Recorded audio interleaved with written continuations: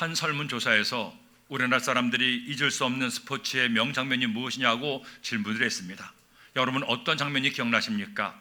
바로 2002년 월드컵 16강전에서 이탈리아와의 경기에서 역전골이 터질 때 그 장면이었습니다. 저 역시 그 장면을 생각했는데 사람들의 생각이 다 비슷한 것 같습니다.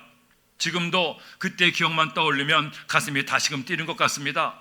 운명을 건 16강전에서 먼저 이태리의 비엘 선수가 선취골을 넣었죠. 전반 지나고 후반전이 시간 지나가도 한국은 골을 넣지 못했습니다. 이렇게 게임을 지나보다 생각했던 후반 37분께 설기현 선수가 극적으로 동점골을 넣었습니다. 얼마나 신났는지요. 그런데 경기는 거기서 끝나지 않았죠. 연장 후반에 터진 안정환의 헤딩골이 이태리의 골문에 빨려 들어갔습니다. 극적인 역전승을 거둔 겁니다. 골든골이었습니다. 기적이 일어났어요. 당시 저는 독일에 있었는데 교회에서 성도들과 함께 경기를 보다가 골이 들어가는 순간에 사람들과 얼싸안고 펄쩍펄쩍 뛰었습니다. 그리고 누가 시키지도 않았는데 성도들과 함께 태극기를 들고 문도로 박쳐 뛰어나가서 지나가는 차들 향해서 대한민국은 만세 박수를 계속 쳤습니다. 어떤 친구들은 너무너무 좋아서 통곡하며 울기도 했죠. 그야말로 잊을 수 없는 명장면이었습니다. 기억나시죠? 지난 2006년 독일 월드컵이 열렸을 때 베를린에서 지난 월드컵 100년 역사에서 가장 기억에 남는 한 골을 고르는데 바로 이 안정환의 역전골을 선정하기도 했습니다. 자, 그렇다면 왜 이렇게 대한민국 사람들이나 세계 사람들이 이 골을 기억합니까? 역전골이었기 때문입니다. 다 졌던 경기가 이 한 골로 한순간 승리로 바뀌었기 때문이죠. 아시아에서는 제일 잘한다고 했지만 당시 세계 최강인 이태리에 비해서 약했던 한국 축구였습니다. 사실은 그 누구도 한국이 이길 것이라고 생각을 못했습니다. 그런 사람의 생각을 한순간에 바꾼 역전승이었기 때문에 더 사람들의 기억 속에 깊이 남아있는 것이죠. 그런데 이와 같은 위대한 역전의 역사가 오늘 성경 말씀에도 나타납니다. 오늘 말씀은 바벨론에 의해서 온 나라가 멸망당하고 절망에 빠져있던 이스라엘에 관한 하나님의 말씀이죠.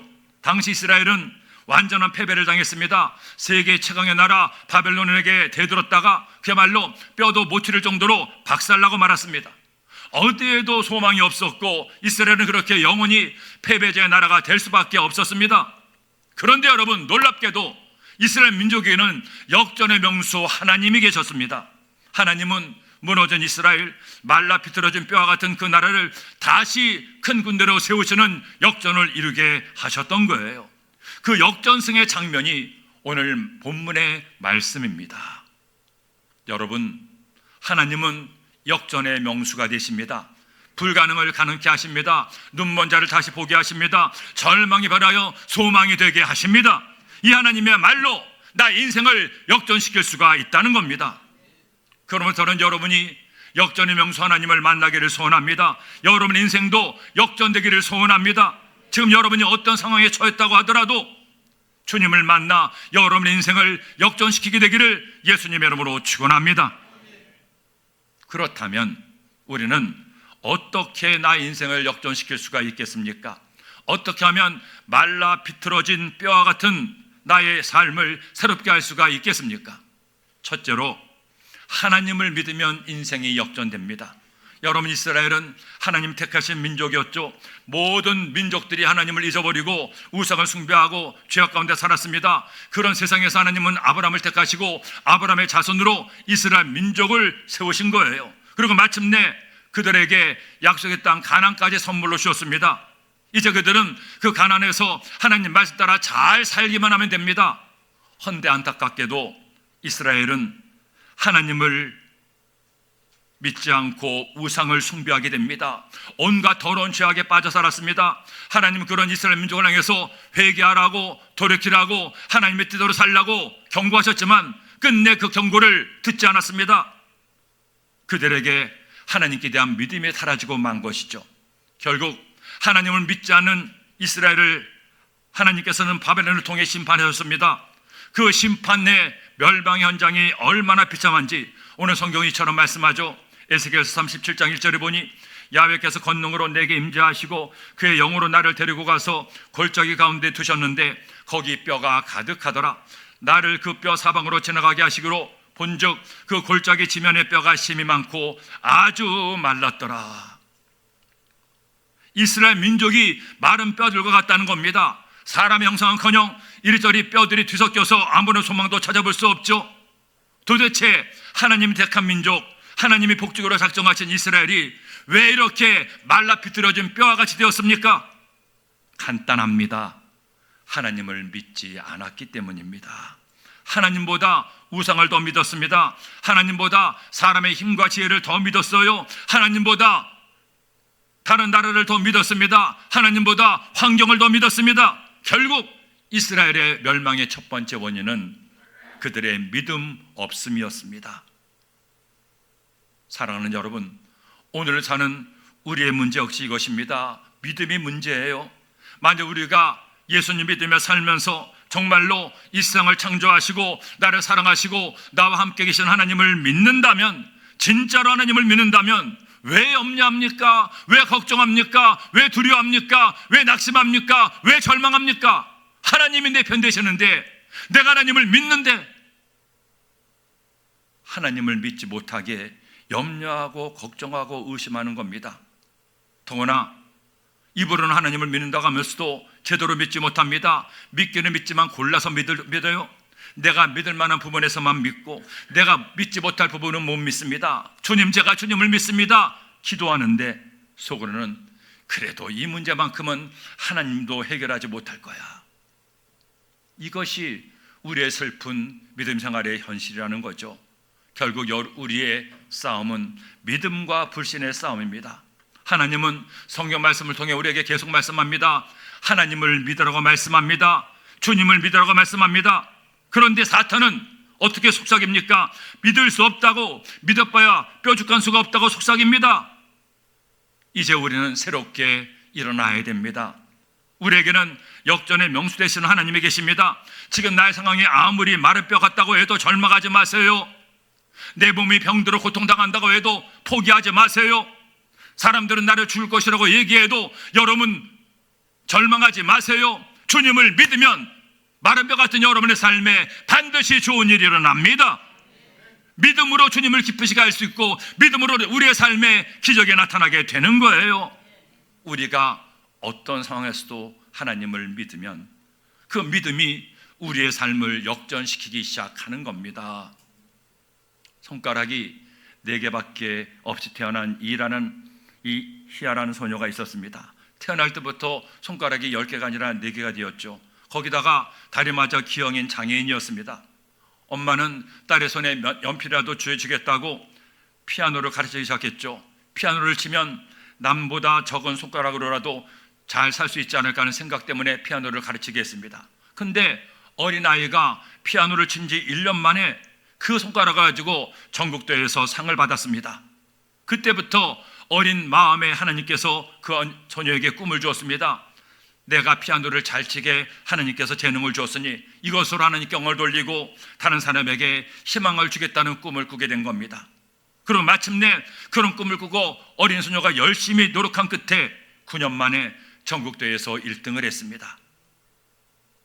1등을 한 소녀가 이렇게 수상소감을 말했습니다.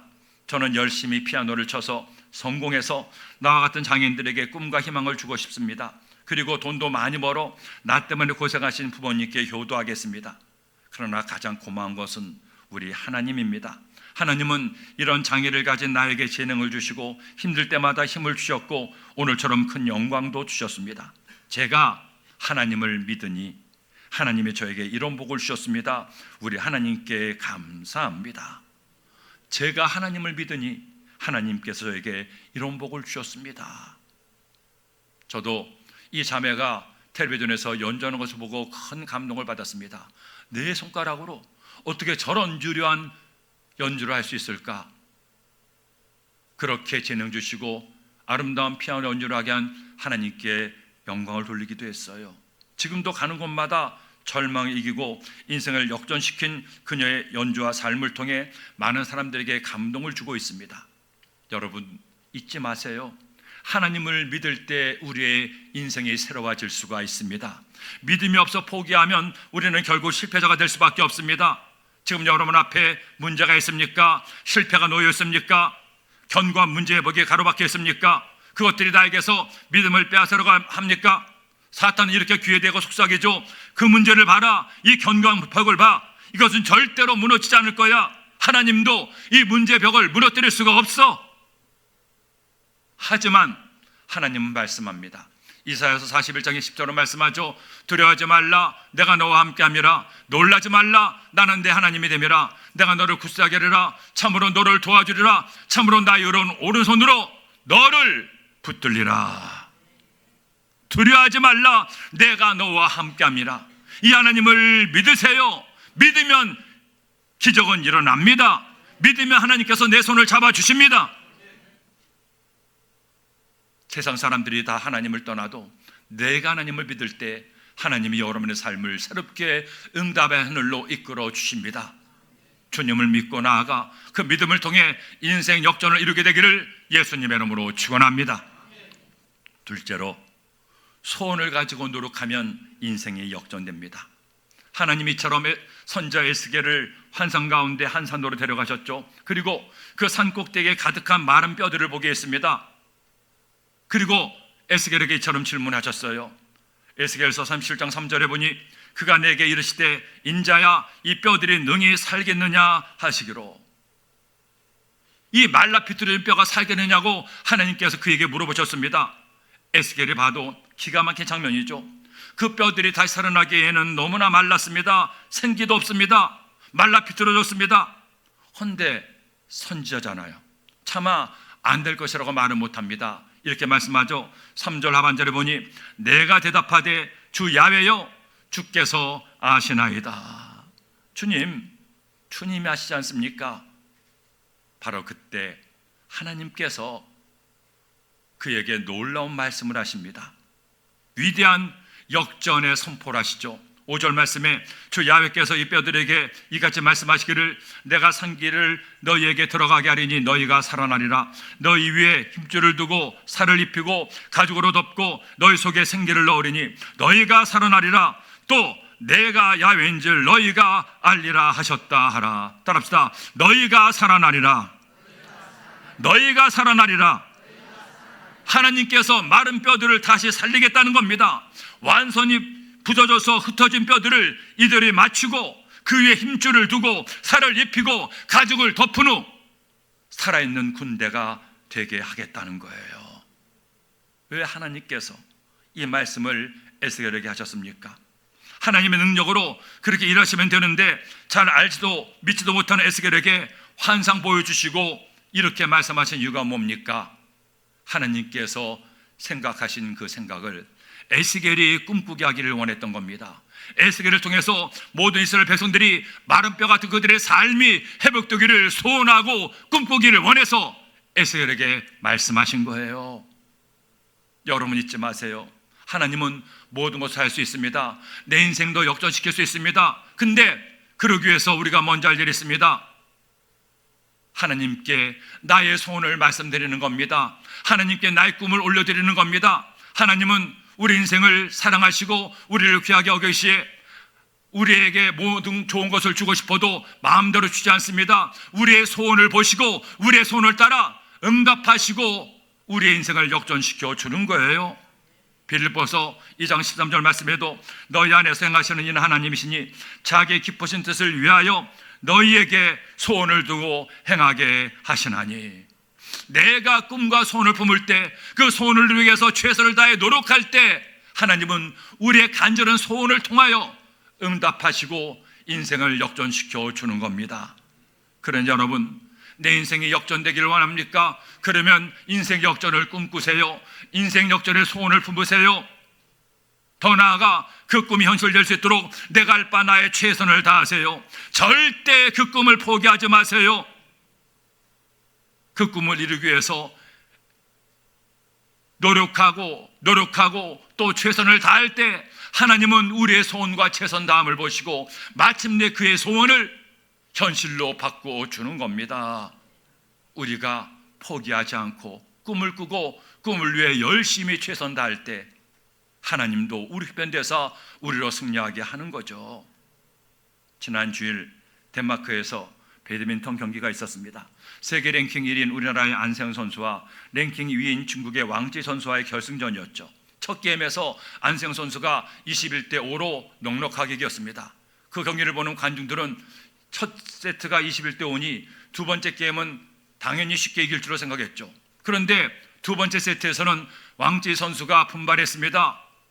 점점 앞서 나가기 시작했습니다. 급기야는 18대 10으로 경기가 벌어졌어요. 8점 차이가 나서 21점 3점만 더 받으면 게임이 끝나니까 관중들은 두 번째 게임에서는 안성 선수가 질 것으로 생각을 했습니다. 근데 안성 선수는 달랐습니다. 무려 8점이나 뒤졌는데도 포기하지 않았죠. 그 전에 한국에서 경기에서 일본 선수에게 진 다음 다시는 지고 싶지 않다는 인터뷰를 하기도 했습니다. 승리를 간절히 소원하고 있었죠. 그리고 그렇게 원한 것만이 아니라 그때부터 엄청난 톤을 발휘했습니다. 아무리 중국의 선수가 스매싱을 넣고 계속해서 공격을 해도 또 받고 또 받고 또 받았습니다. 18대 12, 18대 11, 18대 12, 18대 13, 18대 14, 마침내 18대 18로 동점을 이뤘어요. 그 경기를 보는 내내 관중들이 탄성을 자아냈습니다. 또 이겼네, 또 이겼네, 또 공을 잡았네. 하지만 왕지 선수도 만만하지 않았죠. 다시 힘을 내더니 22대 21로 앞서 나갔습니다. 이제 한 점만 안 선수가 빼앗기면 지는 위기를 만났죠. 하지만 거기서도 그녀가 포기하지 않았습니다. 22대 21에서 내리 3점을 따 마침내 24대 22로 역전승을 거두었습니다. 18대 11에서 열세를 딛고 마침내 우승하게 되었던 거죠. 나중에 저도 그 경기를 보면서 새삼 느꼈습니다. 세계 랭킹 1위가 저절로 되는 것이 아니구나. 올림픽 금메달을 그냥 따는 게 아니구나. 저렇게 승리에 대한 간절한 손을 가지고 포기하지 않고 최선을 다했을 때 마침내 승리를 쟁취할 수가 있겠구나. 하물며 우리에게는 우리를 도우시고 우리의 편 되시는 하나님이 계십니다. 하나님은 우리가 주님 믿음에 살면서 어떤 상황에서도 나의 삶을 포기하지 않기를 원하십니다. 꿈꾸라고 말씀합니다. 소원을 품으라고 말씀합니다. 그 꿈과 소원을 이루기 위해서 내 인생이 역전되기 위해서 나의 할 바를 다 하라고 주님은 말씀하십니다. 꿈은 나이와 상관이 없어요. 꿈은 내가 처한 환경과도 상관이 없습니다. 내 인생을 하나님께서 역전시켜 주심을 믿고 꿈을 꾸세요. 병든 내가 아니라 치료받아 건강해진 내 몸을 꿈꾸세요. 문제 때문에 낙심하고 절망한 내가 아니라 문제를 넘어서 하나님께 감사하는 나를 꿈꾸세요. 그리고 그 꿈을 이루기 위해 여러분의 최선을 다하세요. 실패해도 또 일어나세요. 또 최선을 다하세요.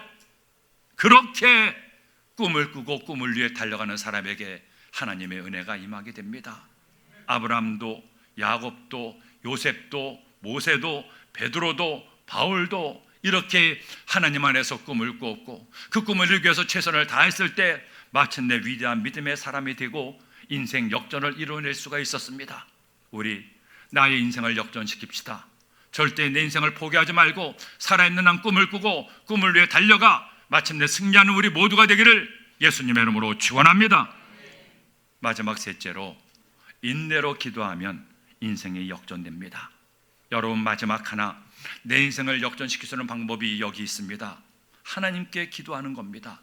그것도 대충 하는 기도가 아니라 응답이 올 때까지 끈질기게 인내하며 하는 기도입니다. 누가복음 18장에서 예수님께서는 응답받는 기도, 우리가 해야 될 기도의 올바른 자세를 비유로 가르쳐 줬죠. 그 비유에서 한 가난한 과부에 대해 말씀했습니다. 어떤 과부입니까? 누구도 의지할 사람도 없고 가진 것도 없는 가난하고 불쌍한 과부입니다. 그런데 그런 과부가 억울한 일을 당했는데 세상에 아주 질 나쁜 재판관에게 도움을 받았어요. 어떻게 도움을 받았습니까? 간단합니다. 그가 아무리 불의한 재판관이라도 도와줄 때까지 끝까지 붙들고 늘어졌기 때문입니다. 머리를 잘 쓴 것도 아니고 어떤 놀란 비법이 있는 것도 아니죠. 재판관이 부탁을 들어줄 때까지 무조건 달려가 때를 쓰고 또 때를 썼어요. 예수님은 우리가 기도할 때 이 과부처럼 기도하라고 가르치신 거예요. 마가복음 7장에 보면 이번에는 비유가 아니라 진짜 이런 사건이 일어났습니다. 한 이방 여인이 자신의 귀신 들린 딸을 낳게 해달라고 예수님께 부탁을 했죠. 그런데 예수님은 놀랍게도 다른 때와는 다르게 거절을 합니다. 아니, 거절만 한 것이 아니라 예수님답지 않게 그녀를 모욕했습니다. 너는 이방 여자니까 괜히 걔가 부탁하는 걸 들어줄 수가 없다는 거죠. 그런데 여러분, 이 여인의 위대한 믿음을 보세요. 그녀는 자신을 개라고 일컫는 예수님에게 이렇게 반응합니다. 7장 28절에 여자가 대답하여 이르되 주여 올소에다 마는 상 아래 개들도 아이들이 먹는 부스러기를 먹나이다. 예수님, 내가 개라고 해도 좋습니다. 응답만 받는다면, 내 아이가 낳을 수만 있다면 개든 소든 상관없습니다. 제발 나를 도와주세요. 제 딸을 살려주세요. 그 간절함이, 포기하지 않는 인내의 기도가 마침내 주님을 감동시켰죠. 마태복음 15장 28절에 이에 예수께서 대답하여 이르시되 여자여 내 믿음이 크도다 내 소원대로 되리라 하시니 그때로부터 그의 딸이 나으니라. 사랑하는 여러분, 하나님은 살아계십니다. 살아계신 하나님은 저와 여러분을 사랑하십니다. 사랑하는 우리들에게 좋은 것 주기를 원하시죠. 지금 나의 삶이 마른 뼈와 같을지라도 말라 비틀어져 아무런 소망이 없는 것처럼 보인다고 해도 주님은 우리의 삶을 역전시킬 수가 있습니다. 어떻게 할 때? 하나님께 기도할 때, 가나안 여인처럼 믿음으로 기도할 때, 불쌍한 가부처럼 포기하지 않고 기도하고 응답이 올 때까지 기도할 때 하나님은 마침내 우리의 기도에 감동하시고 때가 되면 하나님의 놀라운 은혜를 도와여 주시는 겁니다. 한 간증을 말씀을 맺고자 합니다. 한 남자가 결혼해서 가정을 이루고 남부를 것이 없이 행복하게 살고 있었습니다. 근데 어느 날 새벽에 전화벨 소리가 나서 손을 뻗어 전화를 받으려고 하는데 몸이 안 움직여져요. 허리 아래 몸이 안 움직입니다. 갑자기 정신이 확 깨서 다시 일어나는데 또 안 움직여져요. 왜 이러지? 내가 잠깐 몸이 이상한가? 좀 쉬어야지 하고 쉬는데도 몸이 잘 안 움직여지는 겁니다. 오후가 되니까 아예 상반신까지 마비가 되어버렸습니다. 급기야 구급차를 부르고 병원에 가서 3일간 온갖 검사를 다 했는데 결과가 없어요. 이상한 데가 없다는 겁니다. 정상이라는 겁니다. 그래도 병원에 있으니 몸이 좀 나아진 것 같아서 다시 집에 왔는데 또 똑같은 현상이 나타났습니다. 이때부터 병과의 기나긴 싸움이 시작됐죠. 아무리 이 병원 저 병원 종합병원에 가봐도 이유를 알 수 없습니다. 오히려 마비가 점점 더 심해지는 것 같았죠. 양방으로 안 되니까 한방으로 해보자 해서 한의원에 가서 한약을 먹고 침을 맞아가면서 치료까지 했습니다. 3개월 했는데도 아무 소용이 없어요. 굵은 침을 발바닥과 발가락 끝 손가락에 40여 대를 받았는데 너무나 통증이 심해서 또 포기하고 말았습니다. 이렇게 병원에 가봐도 한의원에 가봐도 나을 수가 없는데 이렇게 되자 그 아내가 야 이건 뭐가 씌어도 씌었나 보다, 사람의 힘으로 안 되겠다 생각해서 점쟁이에 가서 점을 쳤는데 세상에 점쟁이가 그런 말 했다는 겁니다. 당신 남편이 나으려면 교회 가야 돼, 예수 믿어야 돼. 아내가 남편에게 여보 점쟁이가 우리더러 예수를 믿으래요. 아니면 굿을 내야 되는데 수백만 원이 든대요. 그 말을 듣고 남편이 여보 우리가 엄마가 믿던 예수님을 믿어봅시다. 교회를 가봅시다. 돈도 없으니 굿도 할 수 없잖아요. 예수 믿는 게 더 낫지 않겠어요? 이래서 이때부터 점쟁이의 말을 듣고 이 부부가 교회를 다니기 시작했어요. 하지만 가서도 앉아있지도 못하기 때문에 성가대 뒤쪽에 방석을 깔고 누워서 예배를 드렸습니다. 어느 날 그렇게 예배를 드다가 설교를 듣는 중에 은혜를 받았습니다. 목사님이 요한복음 9장의 말씀을 설교하는데 베스다 연못가에 있던 38년 된 병자나 자신의 팔자나 똑같은 것 같다는 겁니다. 움직이지도 못하고 아무도 치료하지 못하는 절망 가운데 그도 있고 자신도 있는 거죠. 그런데 그런 38년 된 병자가 예수님을 만나 치료받고 새 사람이 되었다는 말씀이 마치 자신에게 하는 말씀처럼 들렸습니다. 이때부터 부부가 더 간절히 눈물로 매달렸습니다. 하나님, 이제 믿을 분은 하나님밖에 없습니다. 병원에 가도 안 되고 별 방법을 다 써도 안 되는데 38년 된 병자를 고친 것처럼 저를 치료하여 주옵소서. 그렇게 6개월을 수요예배 때마다 가서 하나님께 기도했습니다. 그런데 6개월이 지났어도 전혀 차도가 없어요. 그러자 슬그머니 의심이 드는 겁니다. 야, 이거 하나님 믿기는 있나? 내가 이렇게 기도한다고 무슨 소용이 있나? 그런 의심이 슬그머니 드는데 이내 마음을 다잡았죠. 아니야, 예수님은 끝까지 포기하지 말고 기도하라고 하셨어. 이럴수록 더 내가 간절히 기도하자. 그때부터 더 열심히 매어 달렸습니다. 이제까지는 수요일에만 교회를 갔는데 이제는 금요예배도 가고 주일 예배도 가서 예배는 다 참석하면서 하나님 치료하여 주옵소서, 마비가 풀리게 하여 주옵소서 기도했어요. 놀랍게도 그때부터 조금씩 몸의 마비가 풀리는 시간이 많아지고 몸을 조금씩 움직일 수가 있었죠. 이 부부가 결심을 했습니다. 우리 마지막으로 하나님께 완전히 매달리자고 마음먹고 기도원에 올라가서 5일간 금식하며 기도했어요. 그렇게 아예 먹지도 않고 금식하며 기도하는데 여러분, 놀라운 일이 일어났습니다. 금식하는 5일 동안 한 번도 마비가 오지 않았습니다. 집에 내려와서도 더 이상 마비가 오지 않았습니다. 시간이 지나면서 마비가 완전히 사라진 것을 깨닫게 됐습니다. 할렐루야! 하나님께 영광의 박수 올려드립니다. 그 남자분은 이제는 그가 섬기는 교회 안수집사로, 아는 권사로 열심히 충성하는 귀한 일꾼이 되었다는 간증을 받습니다. 그는 자신을 낳게 하신 하나님께 감사하며 이렇게 고백했습니다. 하나님은 살아계십니다. 하나님은 우리의 간절한 기도를 반드시 응답하십니다. 우리가 한 것은 오직 하나, 하나님을 믿고 응답이 올 때까지 포기하지 않고 기도한 것뿐입니다. 여러분, 잊지 마세요. 하나님은 우리의 인생을 역전시킬 수 있습니다. 때로는 내 인생이 지는 것처럼 보이기도 하죠. 점점 시간은 흘러가고 모든 상황은 패배로 끝날 것 같이 보이기도 합니다. 하지만 여러분, 포기하지 마세요. 야구만 구회 말 투아부터가 아닙니다. 인생도 마찬가지입니다.